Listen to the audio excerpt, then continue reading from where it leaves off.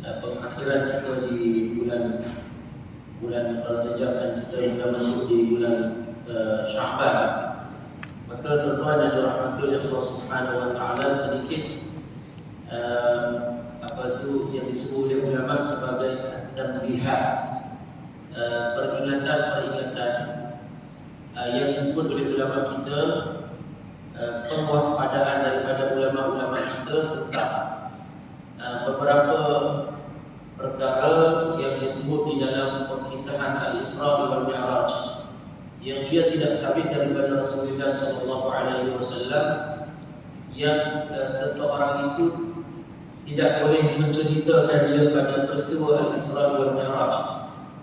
Sebahagiannya kerana ia tak sabit daripada hadis Rasulullah SAW yang sahih, dan ianya warid dalam hadis. Kadang-kadang tapi hadis itu ianya makdzub, ianya didustakan oleh sebahagian orang kepada Rasulullah SAW.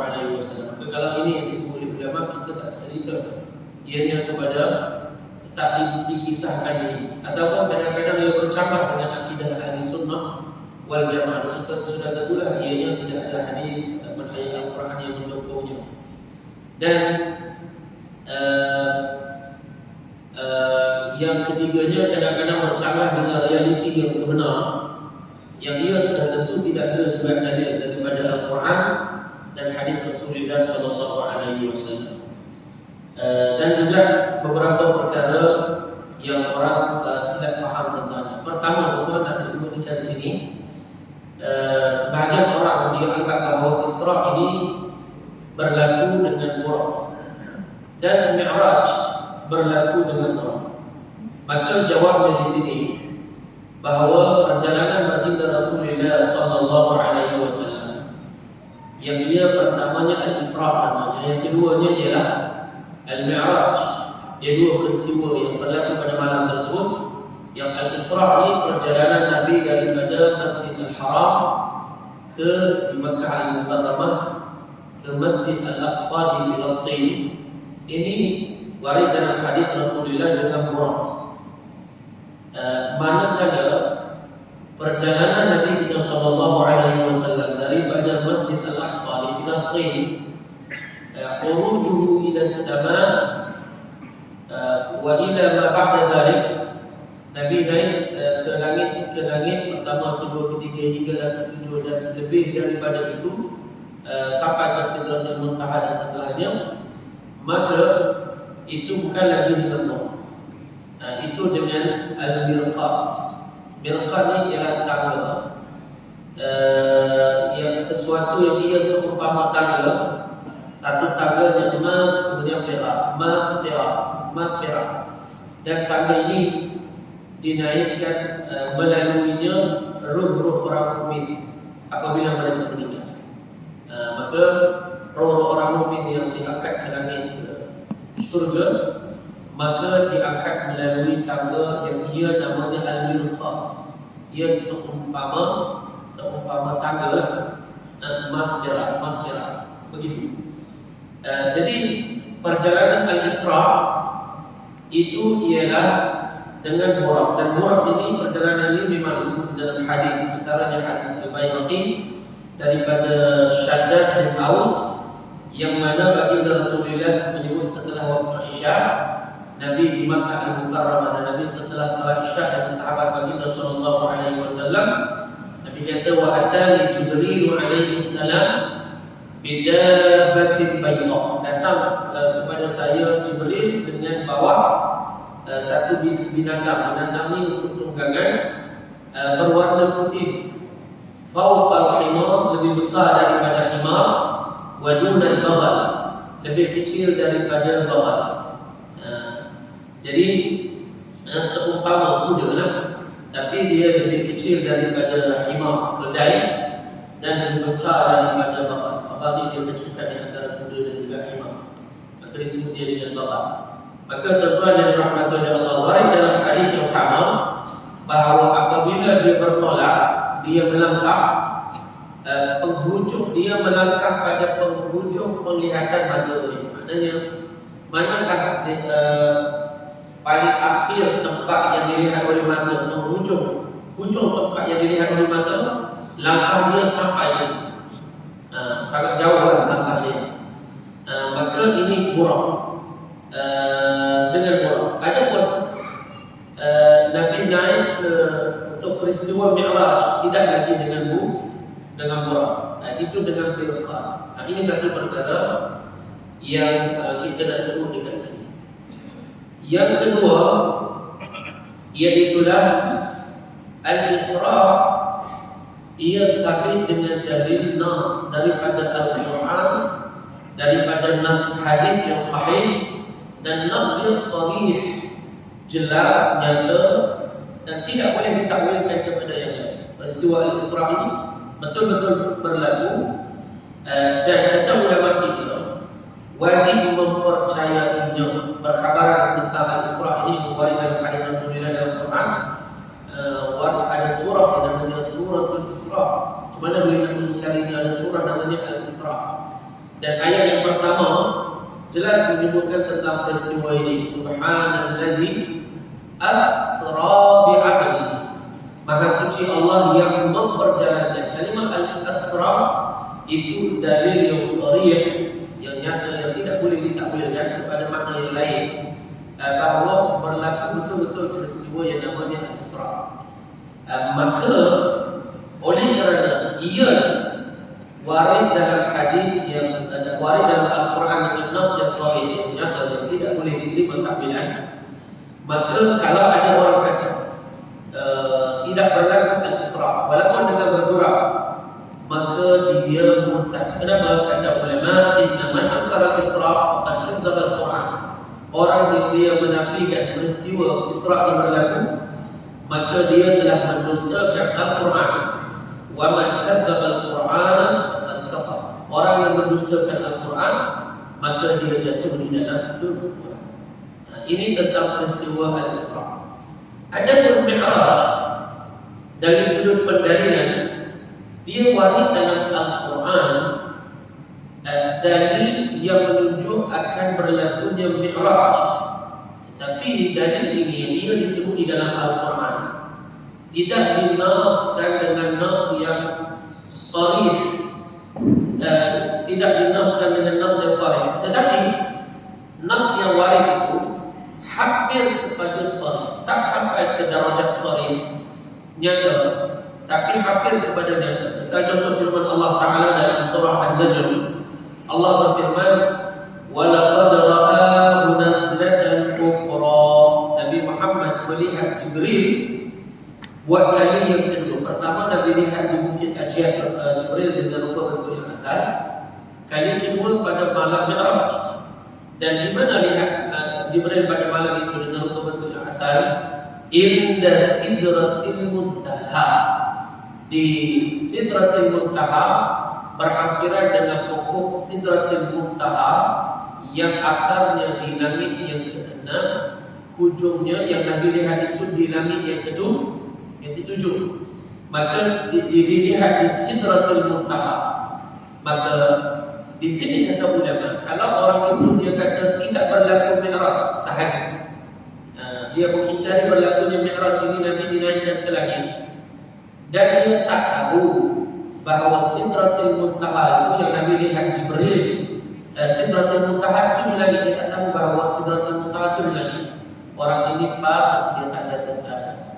Tapi kalau dia tahu bahawa Sidratil Muntaha itu tempat dia di langit, akarnya di langit yang ke-6, dan pohonnya itu di langit yang ke-7, Nabi lihatnya di langit yang ke-7, maka dia jatuh di dalam kekufuran kerana peristiwa ini hanya berlaku pada malam Mi'raj. Maka ini disebut oleh ulama kita supaya kita ambil berat tentang isu mengingkari dua kejadian ini yang dia berlaku pada satu malam. Satunya Al-Isra', yang keduanya ialah Al-Mi'raj. Yang ketiga, iaitulah dari sudut kejadian ini, ia berlaku kata ulama dengan kesepakatan, dengan tanpa ada khilaf di kalangan ulama salaf dan ulama khalaf. Tidak ada khilaf, dan ini ijma', yang kata khilaf ulama lah. No, ini sepakat ulama bahawa peristiwa Al-Isra ini dia berlaku dengan roh dan juga jasad. Ini bukan buayan mimpi, bukan dia berlaku dengan roh. Kalau tak, why kamu namakan ini sebagai keajaiban dan dia mukjizat? Maka ia keajaiban kerana ia berlaku roh dan juga jasad. Kalau dia mainan mimpi dan dia adalah hanya berlaku bukan dalam keadaan Nabi sedar, maka sudah tentu ini dia bukan jadi keajaiban Al-Isra wal Mi'raj. Maka ini adalah satu peristiwa yang menunjukkan keajaiban pada malam tersebut, yang ia berlaku secara mukjizat, berlaku dengan cara mencari adat. Tak boleh kamu kiaskan perjalanan ini dengan perjalanan kamu daripada Kuala Lumpur ke Mekah, ke Kelantan, ke Terengganu ke. Tak boleh kiaskan kamu dengan perjalanan ini, kerana kamu bukan Nabi dan kamu bukan bentuk orang yang disokong dengan mukjizat. Adapun Rasulullah ini, dia orang yang Allah Ta'ala sokong dia dengan mukjizat. Dan mukjizat ialah amrun khariqun lil 'adat, perkara yang mencari adat, yang ia berlaku kepada orang yang klaim dirinya sebagai Nabi, dan ia tidak boleh dicabar seperti ini. Kalau hari ini kita minta kamu diperjalankan dengan cara ini, boleh ke? Tak boleh dicabarkan seperti ini. Kita namakan dia dengan mukjizat. So, tak boleh kamu guna, oh saya tak boleh percayalah kerana perjalanan yang begitu cepat ini. Maka ini dia memang membezakan seseorang itu dengan yang lain. Orang yang beriman dengan orang yang tak beriman, dia orang yang menerima perkhabaran ini dia orang yang beriman. Orang yang tak beriman dengan perkhabaran ini, dia tak beriman dengan perkara gaib, yang mana disebut dalam Quran orang yang beriman ialah orang yang beriman bil ghaib, beriman dengan perkara gaib yang sabit daripada Rasulullah sallallahu alaihi wasallam. Adapun orang liberal, dia tidak terima something yang tak masuk akal dia. Macam mana nak masuk akal perkara yang mencari adat, menghidupkan orang yang mati, itu mencari adat tak? Mencari adat. Maka bagi liberal ini tak boleh terima ini. Bagi tidak boleh ayat Al-Quran yang ada pada hari ini tak boleh dicabar dengan mana bahasa. Bagi orang liberal tak boleh diterima ini. So, semua perkara yang mukjizat itu memang dia mencari adat. Kalau kamu kira nak kiaskan dengan orang lain, dengan manusia yang biasa berlaku baginya peristiwa-peristiwa itu tak boleh, kerana ini peristiwa mukjizat. Kemudian bila kita sebut dia berlaku dengan roh serta jasad, dan ini pendapat yang benar, ini adalah pendapat Ibnu Abbas, ini pendapat Jabir, Anas bin Malik, Umar Al-Khattab, Sayyidina Umar radhiyallahu anhu, Sayyidina Umar bin Al-Khattab. Juga ini pendapat Hudzaifah, ini di kalangan sahabat-sahabat Rasulullah yang menerangkan tentang perkara ini. Dan di kalangan ulama salafus salih, Imam Ahmad bin Hanbal dan juga imam-imam yang lain mengisbatkan berlakunya Al-Isra wal Mi'raj, dan termasuk ulama salaf di zaman dahulu Al-Imam Al-Tabari menyatakan tentang sabit yang ini berlaku secara roh dan juga jasad. Dia bukan ia buayan mimpi dan ia berlaku dalam keadaan Nabi tidak sedar, tidak. Adapun ketika Rasulullah berada di rumah Ummul Hani, Rasulullah sallallahu alaihi wasallam sedang tidur. Di antara Hamzah dan juga Ja'far, sepupu Nabi sallallahu alaihi wasallam, sepupu Ummu Hani. Ja'far sepupu Nabi sallallahu alaihi wasallam dapat saudara dia Hamzah. Maka Ummu Hani itu sepupu perempuan baginda Rasulullah sallallahu alaihi wasallam. Dan Jibril datang dan Jibril buka atap tanpa berguguran apa-apa daripada. Di sini setengah riwayat kata Nabi dibawa jasadnya daripada situ, dibawa oleh Jibril tanpa orang lain menyedari keadaan Nabi sallallahu alaihi wasallam, dan tak jatuh apa-apa daripadanya sampai ke Kaabah. Baru dikejutkan Rasulullah dan berlaku pembedahan dada Rasulullah di sini. Dan ada riwayat kata tak bahawa Nabi sallallahu alaihi wasallam terus dikejutkan dan perjalanan itu daripada sini dalam keadaan sedar. Tapi setengah ulama kata dia tidur di awalnya, kemudian sampai di Kaabah Nabi dikejutkan. Dan perjalanan itu ialah dalam keadaan Rasulullah secara bukan dengan buaya mimpi, bukan. Nah, ini dengan ijma, ada khilaf. Dengan kata ini itu ada pendapat lain. No, ini adalah pendapat yang ijma yang tidak ada khilaf tentangnya. Kemudian tuan-tuan yang dirahmati oleh Allah Subhanahu wa taala, timbul persoalan kenapa Nabi sallallahu alaihi wasallam dia telah bila bermula perjalanan Nabi dengan Jibril alaihi salatu wasallam dengan Buraq. Buraq ini yang ditunggang oleh Nabi dan Jibril alaihi salatu wasallam, dia singgah di beberapa terminal dan port ataupun tempat yang dalam sejarah Nabi singgah di kawasan Madinah, dan tempat banyak pokok tamar, dan Nabi singgah di bandar Nabi Allah Shu'aib juga, dan Nabi singgah juga di kota Madinah, Nabi singgah juga di Tur Saina. Di Tur Saina ini ialah tempat di mana Allah perintah Nabi Musa alaihi salatu wasallam datang ke tempat ini, dan di sinilah Allah angkat hijab sehingga Nabi Musa mendengar kalam Allah yang tidak berhuruf, tidak bersuara dan tidak berbahasa, dan ditutupkan hijab, lalu Nabi Musa tidak lagi mendengar kalam Allah Subhanahu wa taala. Dan peristiwa ini Nabi Muhammad singgah di sini, diminta oleh Jibril salat 2 rakaat, dan juga Nabi Muhammad naik dengan Buraq ini, dan singgah juga di satu tempat yang namanya Baitul Laham, ia di Filastin. Dan Baitul Laham ini wujud masih lagi, kalau kita tengok dalam kitab masih ada lagi satu tempat namanya Baitul Laham di Filastin, dan tempat ini adalah tempat kelahiran Nabi Isa alaihi salatu wasallam. Timbul persoalan ini, kenapa ini berlaku, dan kenapa persinggahan ini berlaku dalam peristiwa ini dibincangkan oleh ulama-ulama kita.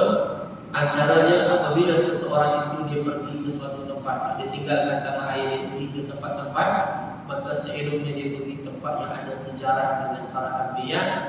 Dia pergi tempat sejarah yang ada pada anbiya. Hatta di sini menunjukkan boleh kita berziarah buku anbiya. Di sini kalau orang itu dia nak melancong, maka dia pergi ke tempat-tempat yang ada sejarah anbiya, para ulama, supaya kita dapat ambil semangat juang daripada ulama. Macam mana mereka, para anbiya, para ulama mempertahankan tanah dia daripada orang kufar, daripada diancam agama Islam ini oleh mereka. Macam mana mereka pertahankan agama ini? Maka ini diajar kalau kita pergi ke tempat yang lain, maka pergilah ke Madinah, ke Makkah, dan juga peristiwa Makkah daripada Masjid Al-Haram ke Masjid Al-Aqsa itu menunjukkan kalau kita pergi ke sesuatu tempat, jangan lupa untuk singgah salat di tempat yang ada masjid, Masjid Al-Haram, dan perjalanan ini sampai ke Masjid Al-Aqsa. Bukan kita pergi ke negara yang ada orang kufar, salat entah ke mana, kita tak ada menambahkan nama tu maksiat, tidak, tetapi pergi ke tempat yang boleh memberi kesedaran, mengingatkan kamu tentang ulama, mengingatkan kamu tentang anbiya dan perjuangan mereka dalam kehidupan mereka sehingga mereka meninggal dunia. Kemudian tuan-tuan yang dirahmati oleh Allah Subhanahu wa taala, di sini juga Buraq ini yang ia diikat, Nabi sallallahu alaihi wasallam mengikat Buraq Nabi ini di satu batu yang ada dekat Masjid Al-Aqsa, dan Nabi masuk di dalam masjid. Dalam riwayat hadis di sini timbul persoalan yang menjadi kesaksian orang, ialah bukan dihimpunkan seluruh anbiya daripada Sayyiduna Adam sampai ke Nabi Muhammad, sampai ke Nabi Allah Isa alaihi salatu wasallam. Apabila Nabi masuk, semua anbiya itu berada di dalam Masjid Al-Aqsa. Maka di sini bermula daripada Adam hingga ke Nabi Isa alaihi salatu wasallam. Baik, bukankah seluruh anbiya melainkan Nabi Isa itu telah wafat, telah meninggal dunia, melainkan Nabi Isa alaihi salatu wasallam diangkat ke langit tanpa dia dibunuh, tanpa dia disalibkan, tetapi ada seseorang lelaki yang dicampakkan wajahnya menjadi serupa dengan wajah dan rupa paras Nabi Isa, lalu lelaki ini ditangkap oleh orang Yahud dan dibunuh dia dengan menyangka bahawa dia adalah Nabi Isa alaihi salatu wassalam. Berdalilkan dengan dalil Quran dan hadis, wa ma qataluhu wa ma salabuhu walakin syubbiha lahu. Juga dalam hadis riwayat Ibnu Abi Hatim daripada Ibnu Abbas radhiyallahu anhu. Jadi tuan-tuan yang dirahmati oleh Allah Subhanahu wa taala, seluruh anbiya itu dia keluar daripada kubur dengan ruh dan juga jasad. Kan dengan ruh serta jasad. Ini menjadikan dalil bahawa mukjizat anbiya tidak terhenti dengan kewafatan mereka. Jangan kita ingat dengan wafatnya mereka itu terhenti mukjizat anbiya. Begitu juga kata para ulama, al-awliya Allah kurniakan mereka karamah, maka tak terhenti karamah mereka dengan kematian mereka. Dan ini salah satu dalil peristiwa Al-Isra ini, dan dikuatkan lagi dengan hadis yang bukan dhaif, hadis yang hasan yang diriwayatkan oleh Al-Baihaqi dan Bazzar, dan Ibnu Hajar Al-Asqalani kata hadis ini hasan, yang mana Nabi sallallahu alaihi wasallam bersabda tentang anbiya, al-anbiya'u ahya'u al-ahya'u.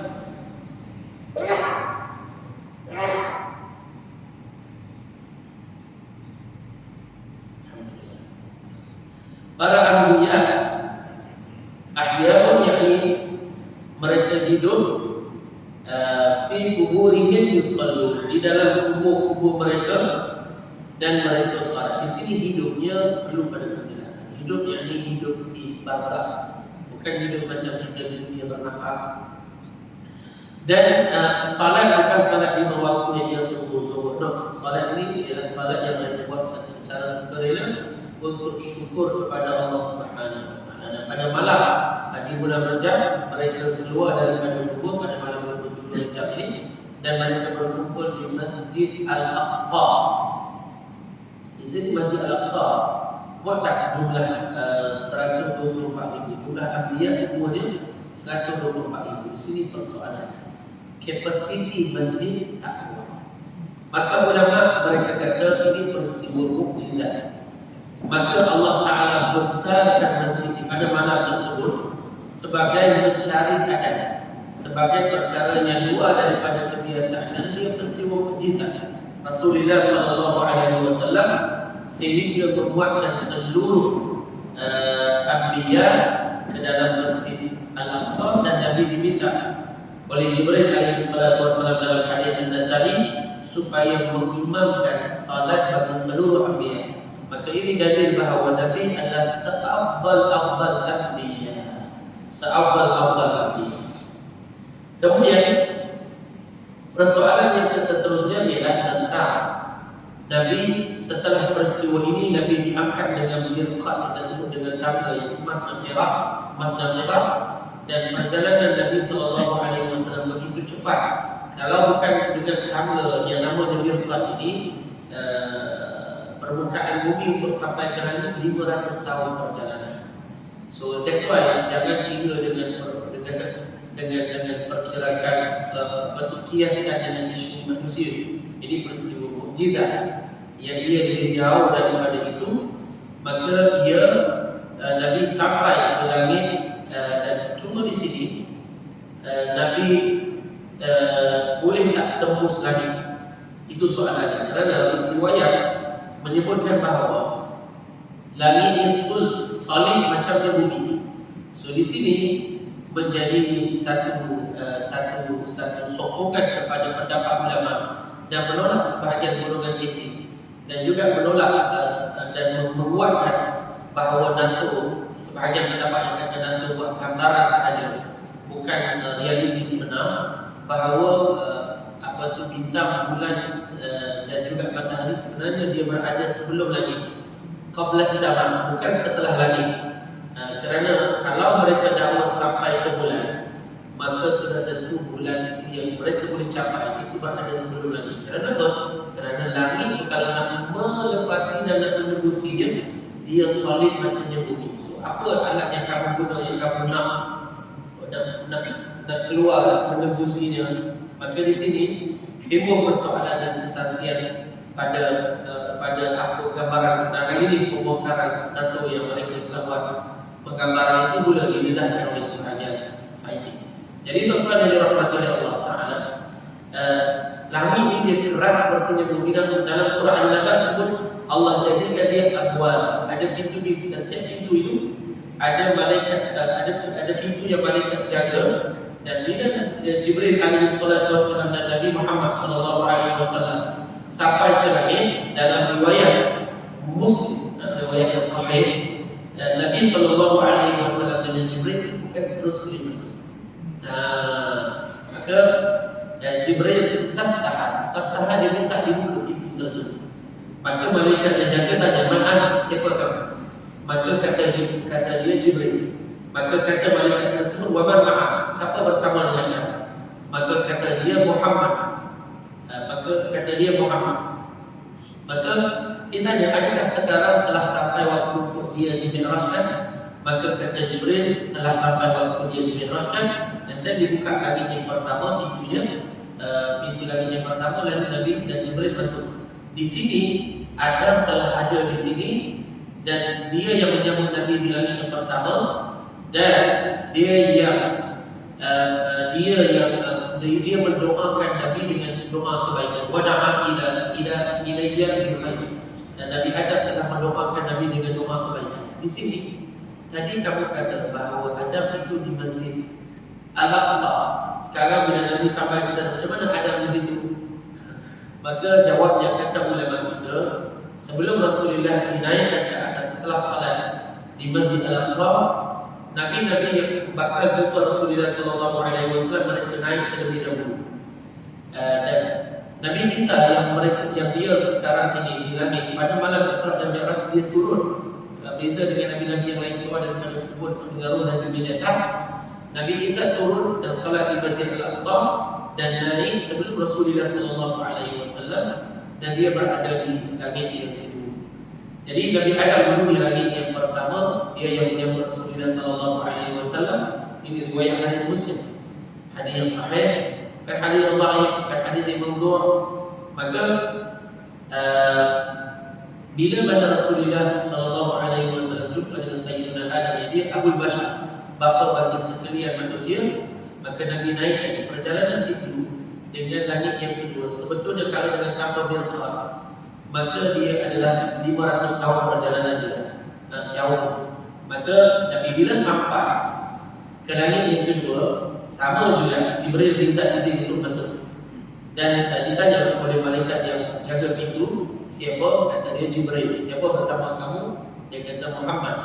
Adakah sekarang dia telah diperintah untuk dimi'raj? Dia kata telah diperintah untuk dimi'raj. Maka dibuka pintu langit yang kedua. Maka yang menyambut Nabi itu adalah Nabi Allah Isa alaihi salatu wassalam dan sepupunya Yahya bin Zakaria. Dua orang ini adalah sepupu. Mereka ini kedua-duanya Nabi, dan bila Nabi sampai di langit yang kedua, maka dua-dua menyambut Rasulullah dan mendoakan kebaikan baginya. Dan langit ketiga macam tu juga, Nabi tak boleh masuk, minta izin, dan berlaku dialog yang sama dengan malaikat yang jaga langit ketiga. Dan di sini Nabi kita sallallahu alaihi wasallam jumpa Nabi Yusuf. Yang Nabi Yusuf itu Nabi sallallahu alaihi wasallam kata diberi kecantikan dunia 1/2 kecantikan dunia, dan keindahan dunia ini diberikan kepadanya 1/2 daripadanya. Adapun disebut dalam riwayat hadis, Rasulullah Allah berikan kepadanya 100% kecantikan dunia kepada diri Rasulullah. Maka Nabi ajmalul khalqillahi ala al-itlaq. Nabi Muhammad ini adalah makhluk yang paling indah, lebih indah daripada Nabi Yusuf secara mutlak. Maka Nabi Yusuf dia menyambut Nabi di langit yang ketiga dan mendoakan Nabi dengan kebaikan. Di langit yang keempat juga sama, tak boleh masuk dan minta izin dengan malaikat tersebut. Berlaku conversation yang sama dengan malaikat yang jaga langit yang keempat. Dan bila dibuka pintu, maka ada Nabi Idris alaihi salatu wassalam menyambutnya, dan dia mendoakan kebaikan buat Rasulullah sallallahu alaihi wasallam. Dan Allah berfirman, hadis ini disebut Allah berfirman, wa rafa'nahu makanan 'aliyya. Kami telah mengangkatkan kamu wahai Idris ke martabat yang tinggi. Dan Nabi naik ke langit yang kelima, juga Nabi dan Jibril tak boleh masuk ke langit yang kelima. Sama juga pada conversation yang sama minta izin sehinggalah dibuka pintu tersebut, dan ada Nabi Harun yang menyambut Nabi SAW lalu mendoakan kebaikan buat Rasulullah. Langit yang keenam berlaku conversation yang sama, dan juga yang menyambut Nabi SAW ialah Nabi Musa alaihi salatu wassalam, dan dia menyambut Nabi dan dia mendoakan kebaikan buat Rasulullah. Dan yang ketujuh, ia merupakan langit yang terakhir, Nabi juga tak boleh masuk dengan Jibril hingga minta izin dan dibuka langit yang ketujuh ini. Maka langit ketujuh ini ada Nabi Allah Ibrahim yang sedang duduk bersandarkan belakangnya pada Baitul Ma'mur.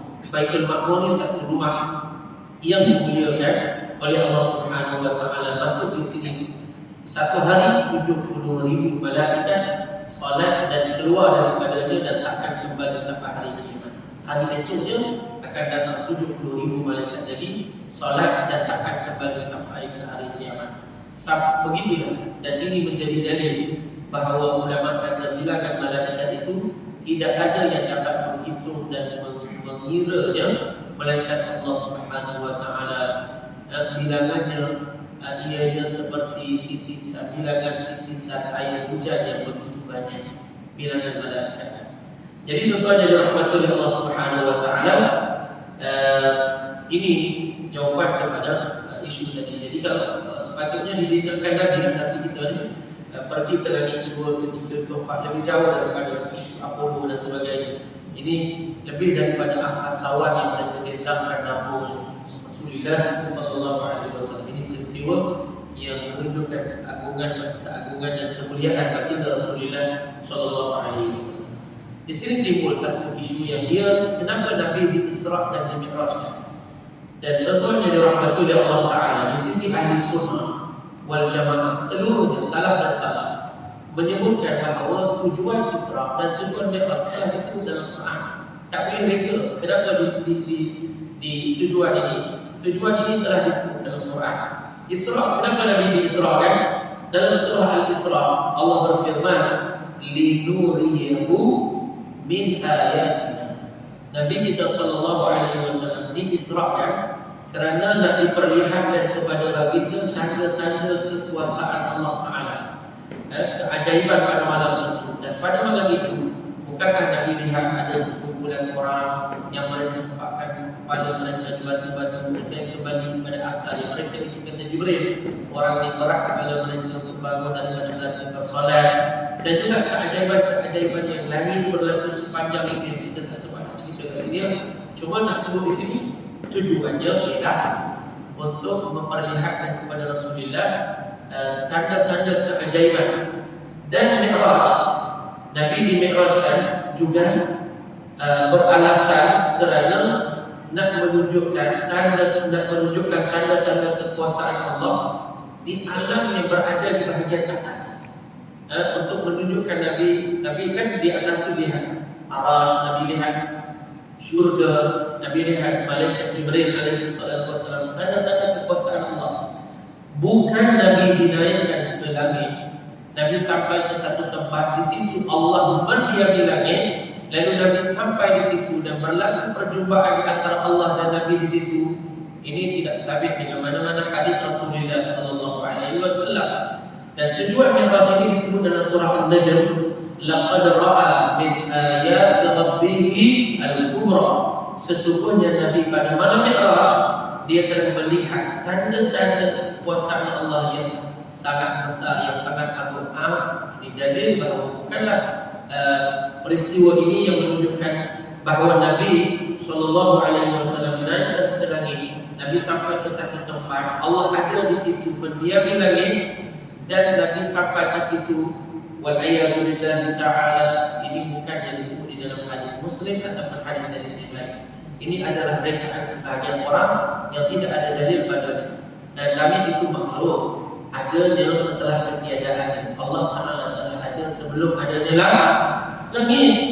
Maka setelah Allah Ta'ala menciptakan langit yang ia sebelumnya itu tiada, Allah Ta'ala telah ada sebelumnya. Allah Ta'ala setelah diciptakan langit, Allah tidak berubah sifatnya. Tidaklah kata setelah dia menciptakan langit dia mula berhajat untuk tinggal di langit.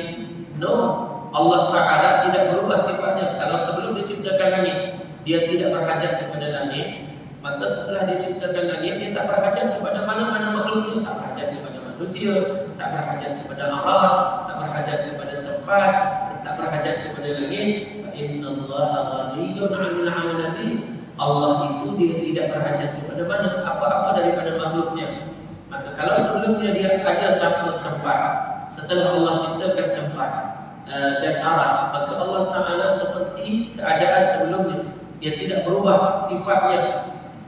Allah Ta'ala ada tanpa berhajat kepada tempat. Ini akidah yang dipegang oleh Rasulullah sallallahu alaihi wasallam, seperti mana disebut dalam hadis Bukhari, kana Allah wa lam yakun syai'un ghairuh. Juga seperti mana dipegang oleh para sahabat Rasulullah, para tabi'in, dan seluruh ulama salaf dan juga ulama khalaf.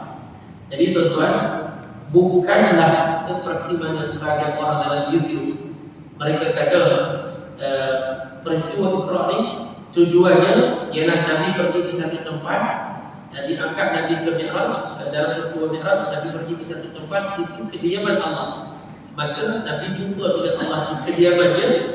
Maka kalau dia kata kalau tak untuk pergi berziarah Allah di kediamannya, buat apa lagi? Dia kata ini adalah satu fahaman yang luar daripada kerangka ahli sunnah wal jamaah. Dan menolak ini Ibnu Jama'ah dalam kitab dia Idha'ud Dalil, dia telah sebut, dia kata Allah Ta'ala mengangkat Nabi dalam peristiwa Mi'raj dalam kitab ini dengan memperlihatkan Rasulullah keajaiban-keajaiban alam atasan, dan yang mana ia menunjukkan betapa sempurnanya sifat-sifat Allah Ta'ala dan menunjukkan betapa keagungan kekuasaan Allah Ta'ala. Ini disebut di dalam kitab dia Idah al-Dalil oleh Ibnu Jama'ah. Dan Ibnu Jama'ah ini kata ulama, ia adalah ulama yang sampai ke darjah mujtahid atau muhaddits, dan ulama-ulama yang besar sampai ke darjah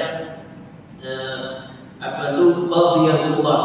Dia bermazhab Syafi'i dan dia seorang ulama ahli tafsir yang menyebut ini. Dan akidah salafus salih, Allah tidak berhajat kepada langit dan tak berhajat kepada tempat. Ini disebut oleh Imam Tahawi dalam kitab dia yang dia ni di kalangan ulama salafus salih. Dia kata la ta'wil jihad nasib kasadiril mubtada'ah. Allah tak berhajat kepada arah yang benar, kiri kanan depan belakang atas dan bawah, seperti mana makhluk berhajat kepadanya. Kemudian satu perkara juga yang telah tersebar, yaitu mengatakan bahawa peristiwa Mi'raj ini, di mana Nabi kita sallallahu alaihi wasallam dia naik ke langit ke-7, dan di sini Allah berkata-kata dengan suara Abu Bakar radhiyallahu anhu. Ini juga tak sabit daripada Rasulullah sallallahu alaihi wasallam. Allah firman dia tidak berhuruf, tidak bersuara dan tidak berbahasa. Jadi tak boleh kita sandarkan ini kepada peristiwa Al-Isra dan Mi'raj. Jadi tuan-tuan, sampai di sini. Terima kasih. Barakallahu